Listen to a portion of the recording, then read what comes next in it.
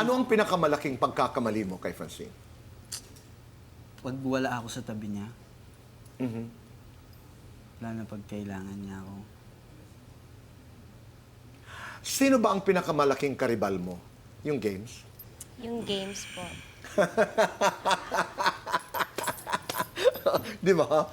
Oo, yun talaga. Kasi po yung larong ginagawa niya, may story, so matagal. So ako naman po, wait lang, ako muna. Okay, sige. Me first, let me explain. Okay. Yung laro pong ginagawa niya, may story, so mahaba. May challenge, ang dami nangyayari. Ako parang, okay, sige, maglaro ka kasi pag sa gabi po, linas akong kwarto, syempre maliligo pa, skincare, kaartihan ng babae, Okay. ayusin ko pa yung kama ko, mag-scroll pa ako sa TikTok.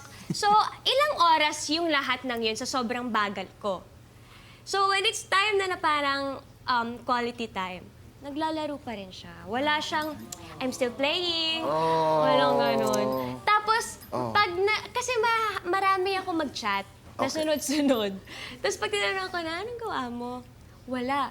Tapos parang mga 1 hour pa after, to send lang niya yung picture ni Zelda.